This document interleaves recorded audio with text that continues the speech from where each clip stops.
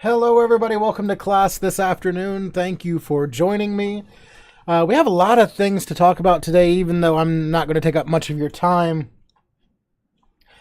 I've got some announcements and things to cover here up front, and we'll kind of move into a discussion about LinkedIn profiles here at the end of the live stream today. But let's start off just by a few announcements, right? So first of all, next week there won't be a live stream because next week is spring break here on campus. What I like to try to do is give you all at least some time not to worry about classes. There is a job application assignment due at the end of next week. But that's the only thing that you have to worry about. And if you get that done early, you wouldn't have to really worry about anything next week. So there won't be a live stream. Nothing will be due at the end of next week. You know, we're kind of moving forward and pushing forward. And it's it is a spring break. So I want you all to have some time to kind of rest, if you will. Another thing is to just continue making sure you're checking feedback on the assignments. Remember that these assignments for this class in particular, I grade more on completion than anything else. And that I consider the more important thing being the feedback that I give you in terms of how you can make what you have better going forward. So make sure you're looking at that feedback. I've graded most, and I don't think quite all, but almost all of your headshots. I'll be putting in grades for the LinkedIn profiles after the live stream today. The feedback for the LinkedIn profiles is going to be kind of general that I'm going to give on the live stream today, just because I saw a lot of the same issues kind of over and over and over again. So that's what we'll kind of, in terms of feedback here, that's what we'll do for that. For your headshots, if I thought a little bit of editing could help them look a little nicer, I went ahead and edited them for you and put it back in the announcement, or rather not announcement, but put it back in the feedback that I gave you for that assignment, so check that. Some of you I requested that you might need to retake. If you would like some help editing the photo after you retake it, let me know, send me an email, and I'd be glad to help you, kind of edit your photos and make them look, as professional as possible. Just to make sure we've got everything with we want to make sure that you're putting your best foot forward. So there is that. So if you have if you retake your photo, then, and you want some help editing it, let me know. Another thing that I want to talk about today is I want to talk about this opportunity that you have coming up for mock interviews through the library. That's going to be on April 28th and April 29th. I've got the information for that here. If you're going to sign up for these, you need to sign up by the 23rd of April, and either do it in person at the Rose Library, call the Rose Library, or email the Rose Library at the information that we have here. And I'll zoom in on that to make it a little more apparent. So there we have the Rose Library phone number, 704-669-4024, and the email address, library@clevelandcc.edu. You can also go in person and talk to somebody. If you'd like to participate in this. This is also around the time that we'll be doing our mock interviews. And I have some questions in with the people that are running the mock interviews just to see, how they're going to be ran. Because I'd like to be able to try to give you some kind of credit for these, if at all possible. However, at the current time, I'm not sure that they could replace our mock interviews. Best case scenario, but really the worst case scenario would be really that you get more practice interviewing. If that's the only thing that you could get from this is more practice interviewing for a lot of people, especially those of you who might not have had too many interviews.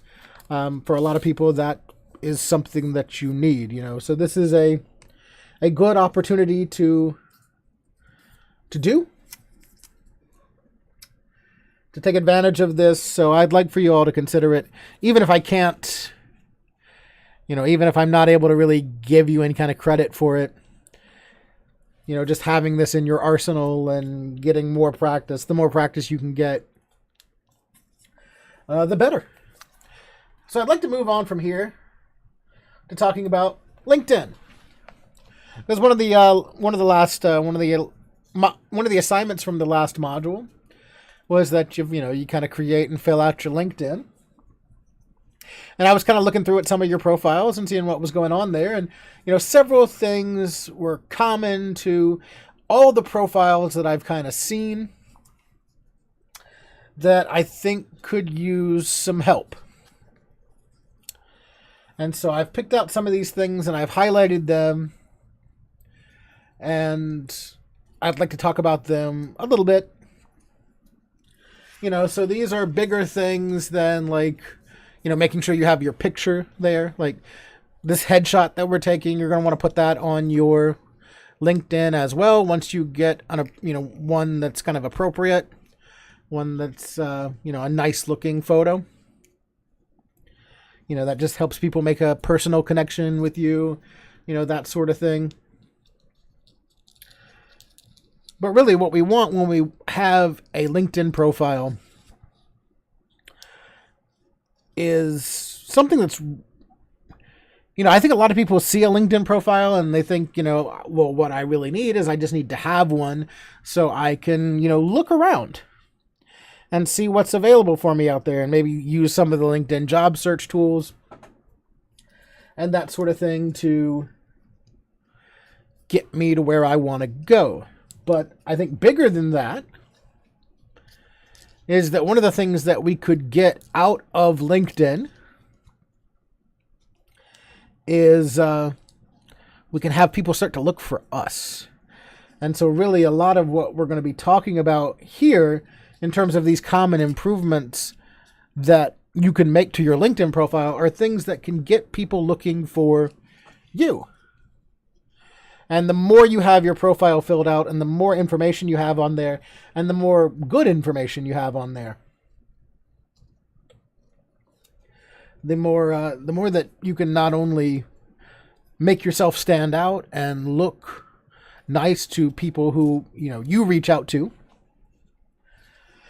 but you can also have people start to look for you. And so if you're searching for jobs at the same time that other people are, looking for recruits to find a position, you have things going kind of both ways, right? So you want to make yourself findable, and that's a big thing here. So we have several things here that are common to kind of all the stuff that I've seen so far. One is that we want a standout headline. We want to be able to rewrite that headline. Another is making sure we have a summary. Another is making sure we have our relevant skills in there. With these relevant skills, we want as many of them as possible. And finally, endorsements and recommendations. So I'd like to kind of go through each of these just to make sure that, we talk about them a little bit. And the first thing is that you want to write a standout headline. And so by default, you get a headline, right? That's the thing that's right under your name in there. It's most likely the last or the current job that you have listed there in your work history.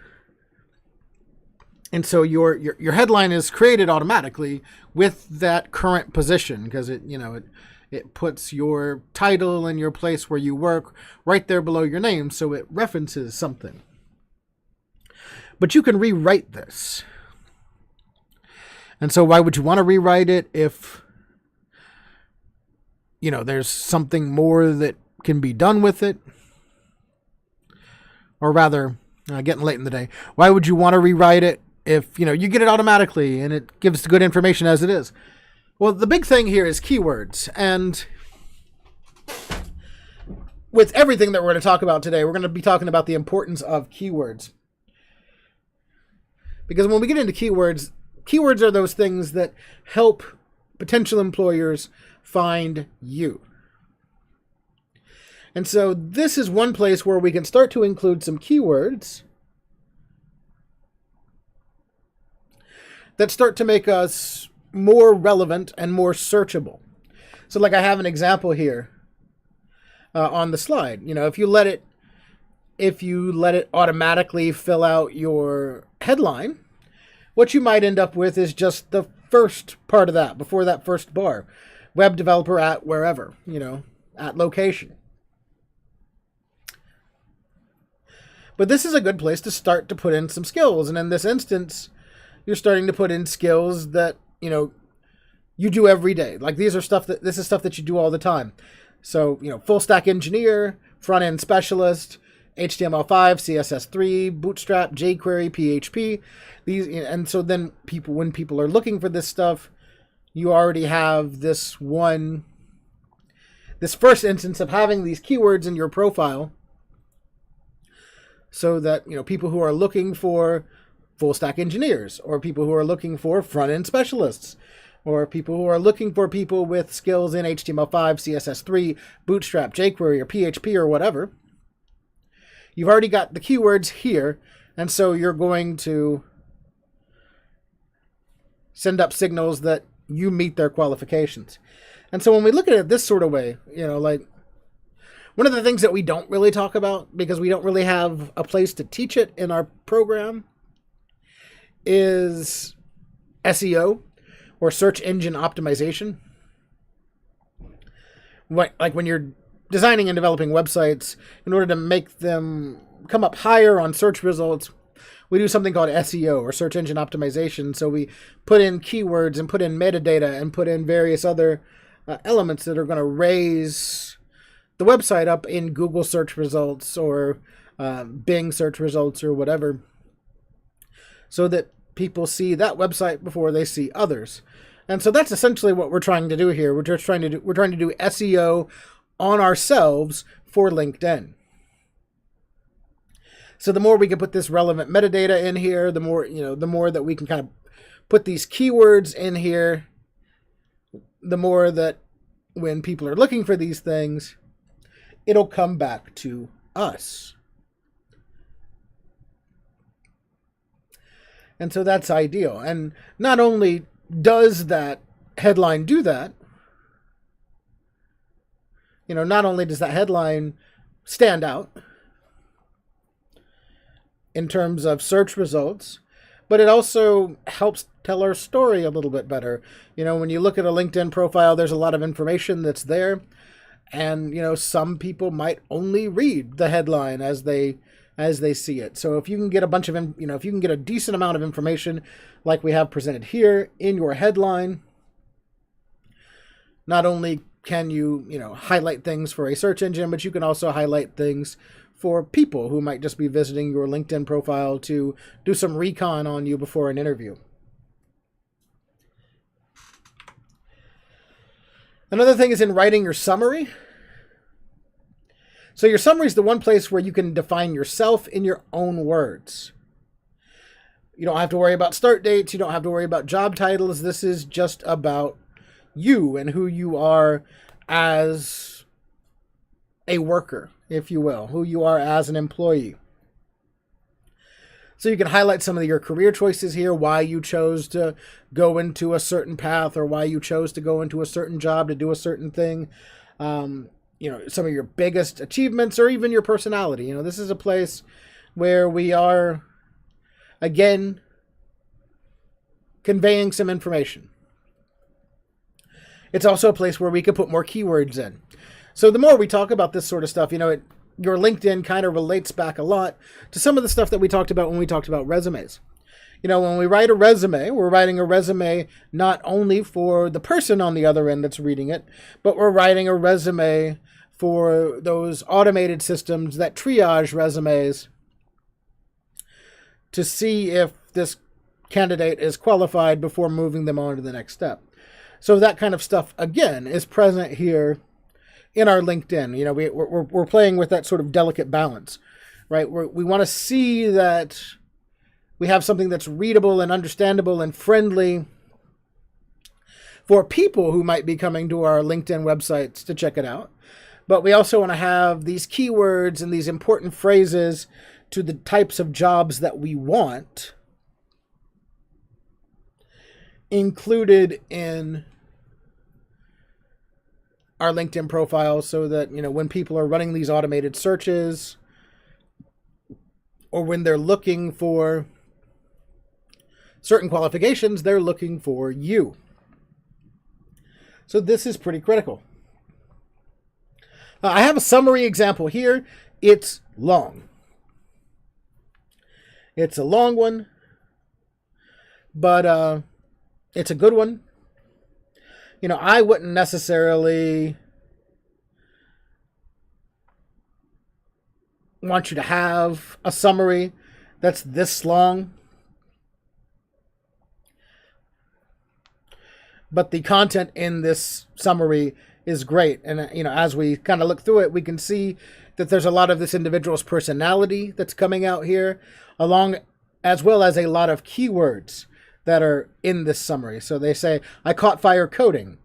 I always thought my dream was to be a proofreader for a little indie publishing company, sipping my cafe con leche and reading the opening lines to the next best-selling vampire novel. It seemed like an appropriate dream, given my BA in English. I gravitated toward proofreading and quality control positions, and even started my own proofreading business, but I kind of just felt meh.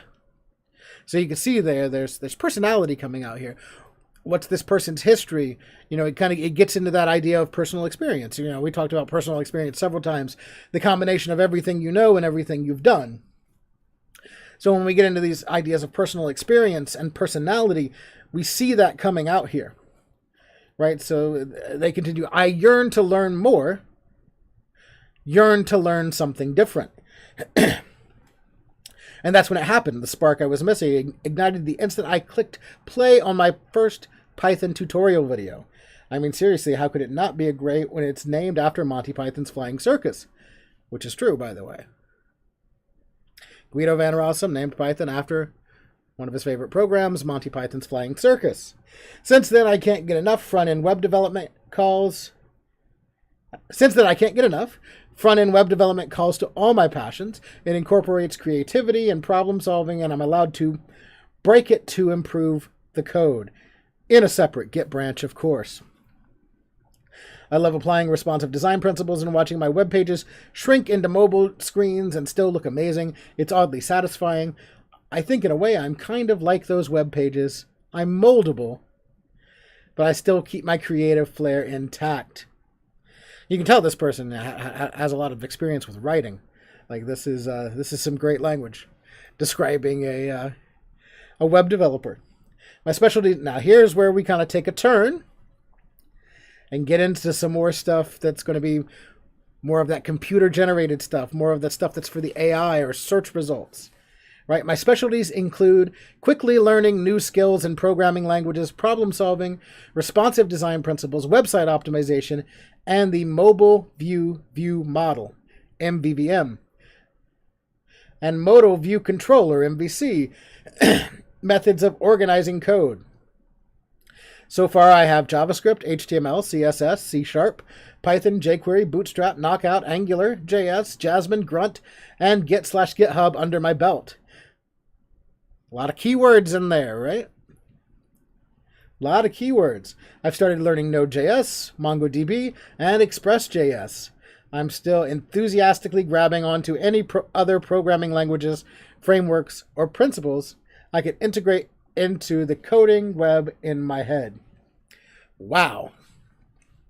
Lots of words there, right? I don't know that I'd necessarily recommend your summary be that long, but the content there is amazing because we see that personality come out, we see that passion come out, we see the drive for the individual here come out, and that's going to speak directly to another person reading this. And we also see all these keywords like Modo View Controller, Modo View Model.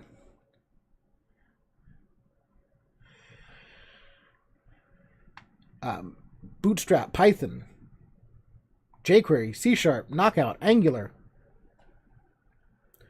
so on and Git, so on and so forth.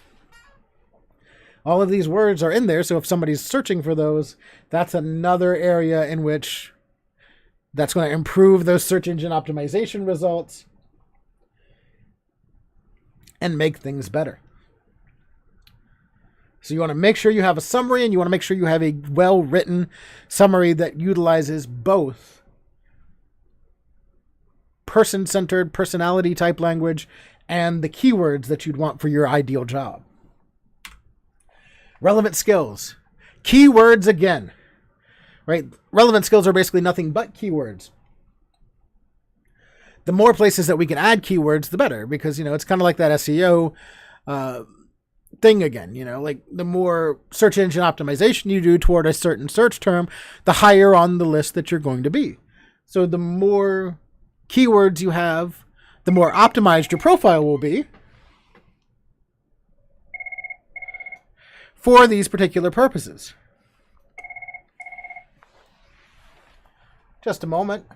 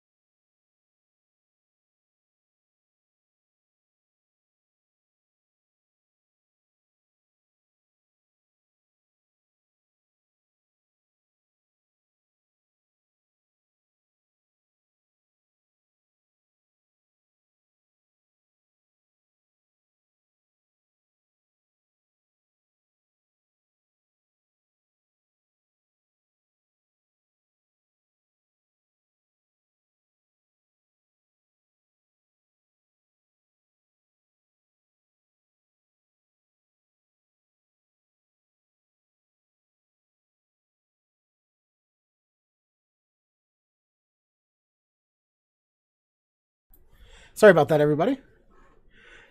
It's live. Let's see, where were we? We want to increase our SEO. We want to increase our searchability. We want to optimize that for what we can do on LinkedIn. So this puts your relevant experience at the forefront and help people find you instead of the other way around. And so one of the last things that we really want to look at here is we want to look at the endorsements and recommendations. We want to ask your colleagues or instructors to endorse your skills or write recommendations for you. Right? So if someone endorses your skills, that's going to also increase that optimization for the search engine. Right? It's going to put you on up there. It will increase the likelihood of you being discovered for opportunities relating to the skills that you possess. So you can think about, the more endorsements you get for a certain skill, the skills that you put in that we talked about the last time, those relevant skills, the more people endorse you for those skills, the higher the weight that's going to be, and the more easily findable that you're going to be for these roles. Having recommendations and these endorsements also shows that other people believe in the work that you do and can back up your abilities. So this again gets into that personal thing, right? We're going back and forth here between personal and computer-based, AI-based, right? We're walking that tightrope. We're doing that balance. So, not only is this helping your search engine optimization on LinkedIn, but it's also helping communicate to a person who might be reading this, that other people believe in you and they know that you can do what you say that you can do, which is going to, increase your position in their eyes. So one of the final things we'll talk about here is to use that profile strength meter. It's there for a reason. It's there to help you. And so you want to make sure that, you try to get to that star there. You want to make sure that you try to fill it out. It gives you these helpful tips. It tells you what to do to get that profile up to code. So we want to be able to do that. So the big thing is that, LinkedIn wants to help you have a good profile, because the more successful you are with LinkedIn, the more people will use LinkedIn. The more employers will search for people on LinkedIn, and the more that you'll search for jobs through LinkedIn. So it's in their best interest to help you out. So use this profile strength meter to help you fill in your gaps where you need some other stuff. So that's all that I have for you for today. We'll stop here. Remember, that also counts as your feedback for your LinkedIn stuff that you turned into the module. I'll hang out in the chat for just a couple minutes just to see if anybody has any questions. But that's all that I have for you for today. Thank you for watching, and we'll see you next time.